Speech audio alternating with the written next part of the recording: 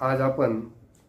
डार्विननी मांडलेला उत्क्रांतीवाद की ज्या ग्रंथामध्ये ते ओरिजिन ऑफ स्पेसिसमध्ये म्हणतात की मानव आज काही जे पूर्णत्वास अस्तित्वात आलेला आहे हा वेगवेगळ्या अवस्थेतून आलेला आहे आणि हा मानव आज जे काही आपल्याला प्रगतीपथावर दिसतोय हा वेगळं आणि प्राचीन कालखंडामधला जो मानव होता तो अत्यंत रानटी अवस्थेत होता, मागासलेला होता, त्याला काही सुचत नव्हतं। त्या काळामध्ये त्यांनी जेव्हा तो निसर्गामध्ये वावरायला लागला तेव्हा त्यांच्या असं लक्षात आलं की निसर्गातील घटकांमध्ये जमिनीत बीज टाकलं की रोपं उगवतात, म्हणजे धरती ही आपल्याला अन्नदाता आहे म्हणून तो तिची पूजा करायला लागला। सूर्याच्या प्रखर उष्णतेनं उब आपल्याला प्राप्त होतो, प्रकाश प्राप्त होतो, तो सूर्याची पूजा करायला लागला, वायूची पूजा करायला लागला, त्यानंतर अग्नीची पूजा करायला लागला। निसर्गातील वेगवेगळ्या घटकांची की ज्यांच्यामुळे त्याला लाभ प्राप्त होऊ लागला होता, ज्याचं भय निर्माण झालं होतं आणि भीतीतून देव ही संकल्पना सुद्धा त्यांच्या मनात निर्माण झाली होती की ज्या घटकावर तो विजय प्राप्त करू शकत नव्हता त्याला शरण जाणे, त्याची स्तुती करणे, त्याची पूजा अर्चा करणे, यातून खऱ्या अर्थानं देव ही संकल्पना, देव हा भाव किंवा विचार किंवा त्यांच्याबद्दलचा आदर्श हा निर्माण झालेला आपल्याला दिसून येतो आहे। कारण यामध्ये देवांचे सुद्धा प्रकार त्यांनी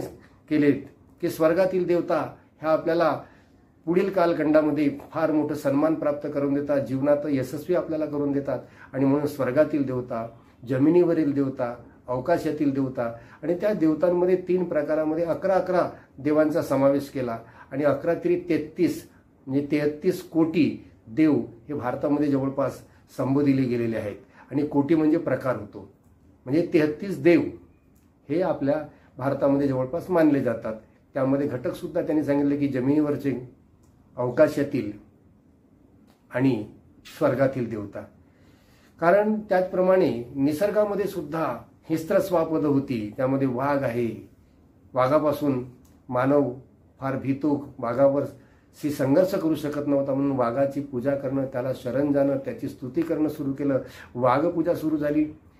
निसर्गातील साप हा अत्यंत जहरीला प्राणी आणि त्यामुळे सुद्धा सर्पपूजा माणसाने करणं सुरू केलं। म्हणजे एकंदरीत ज्या ज्या घटकावर मानवाला सहज विजय प्राप्त करणं कठीण होऊन गेलं होतं त्याला शरण जाणं, त्याची स्तुती करणं, त्याची पूजा अर्चा करणं हे सुरू केलं आणि यातूनच खऱ्या अर्थानं देवपूजा किंवा ईश्वरी संकल्पना आपल्याला अस्तित्वात आलेली दिसून येतो। याचप्रमाणे निसर्गातील ज्या काही वनस्पती सुद्धा महत्त्वाच्या होत्या की ज्या मानवाला लाभदायक वाटत होत्या, त्यामध्ये वड आहे, पिंपळ आहे, तुळस आहे, या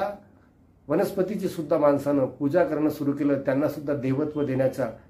देवत्वाचं रूप देण्याचा प्रयत्न केलेला आहे। आणि अलीकडील कालखंडामध्ये आपण बघतो आहे की ज्या ज्या महामानवांनी समाजामध्ये आपल्या कर्तृत्वानं मानवी कल्याणाचा मार्ग मोकळा केला आहे, मानवाला प्रेरणा,